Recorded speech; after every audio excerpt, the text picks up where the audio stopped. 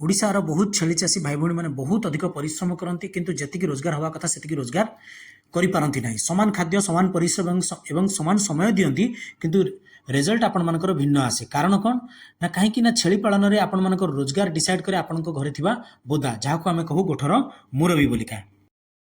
नमस्कार दर्शक बंधु सुधांशु रंजन आपण माने देखछन हम YouTube channel the farm enterprise.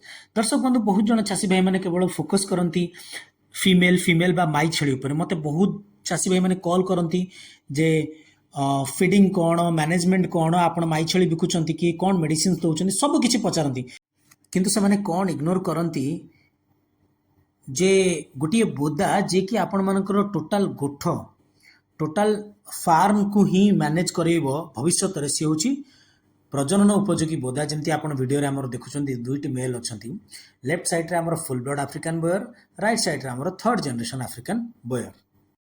गोटे दुर्बल बोदाटीए आपण को माने धीरे धीरे बढ़ुवा छुआ दब जार कि ओजन बढ़िबो नाही, जार इम्यूनिटी कम रहिबो आ मार्केट रे बिकवा गला आपन को ठीक वैल्यू मिलबनी। तो एहीपरि भाबे ए जो साइकिलटा कंटिन्यू चलथिबो माने गोटे पर गोठ आपनकर खराब ही चलथिबो।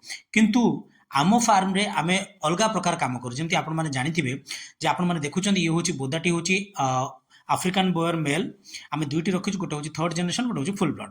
तो यही जो रिजल्ट आम फार्म रे आपण माने देखि आछुचंदी पूर्वर वीडियो गुडा आपण जाई कि आम चैनल रे देखि परिबे जे आमे जो बोदा सिलेक्शन करू आ जेनेटिक इंप्रूवमेंट आमे विगत वर्ष धरी करि आछू। आमे केवल छेली चाष करूनु, आमे गोटे ब्लड लाइन को कौन ना तैयारी करी चलचु। माने स्टेप बाय स्टेप गोटे जेमती घर तैयारी हुए सेमती आमे सीढ़ी बाय सीढ़ी तैयारी करी स्टेप बाय स्टेप काम करचु। जेमती केमती ना प्रथमतः तांकर बोन स्ट्रक्चर टा मजबूत हबो, जो जेनेटिक्स अच्छी जो फास्ट ग्रोथ सेटा इम्प्रूव हम ता सहित फीड कन्वर्सन माने अल्प खाद्य भल ओजन बढ़ी पार। ता सहित मोस्ट इंपोर्टेंटली कौन हम ना यही सब जो माने गुण गुड़ाक जेनरेशन बाय जेनरेशन आगु आगु बढ़ी बढ़ी चलो। जितेबाला आपन गोटे पावरफुल मेल बा एई भलिया क्वालिटीर गोटे मेल आपन फार्म रे आपन इंट्रोड्यूस करूचंती, आपनकर कौन सुविधा हुए ना छुआ माने एक तो आपनकर जल्दी बढ़ंती, तांकर ओजन कम समय रे अधिक बढ़े। आपन को मार्केट रे जितेबाला आपन जिबे रेट जितेबाला आपन को जे कोनसी गोटे कटिंग वाला आसीबो किंबा पालिबा पई कि आसीबो नवा पई तो आपन को गोटे बढ़िया मूल्य आपन को मिल परिबो एवं आपनकर गोटे कॉन्फिडेंस बिल्ड हो जे आपन चाष करूचंती, आपन को उचित मूल्य मिलुची, आपनकर एनिमल हेल्थ भलो अछि। तो जहाँ भी होना कहीं आपनकर फीमेल मन रखते आपनकर फीमेल लोकल फीमेल हूँ ना कहीं किसी असुविधा ना। कि जदि आपन गोटे भल क्वालिटीर मेल नहीं रखुन ताले आपण मानकर टोटाल गोठटा ही उन्नति करिजबो विदिन 1 to 2 years।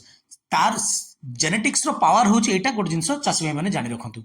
आमे पूरा इनकम कथा को थरे चिंता करंतु। नॉर्मल छुआ गुड़ाक आम 3 ରୁ 4 हजार भितर बिक्री करछे कि जो आम यही जेनेटिक्स को आम पुरोचे बोयर जेनेटिक्स को ताले आमर कम से कम 7-8 हजार 9 हजार 10 हजार पर्यंत आम बिक्री करिपारिबा।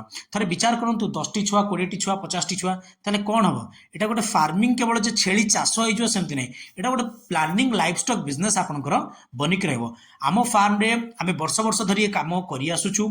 सिलेक्शन करिछु, क्रॉसिंग करिछु, ब्रीड इंप्रूवमेंट करिछु, वर्ष को वर्ष बारंबार वर्ष धरी आम करि आसुछु। जहाँ पर कि आमे बिलीव करूछु जे आम चाषी भाई मानू अधिक रु अधिक छेली रखा दरकार नहीं, भल क्वालिटीर छेली रखार अच्छे। मो कथा बुझे चेष्टा करूँ।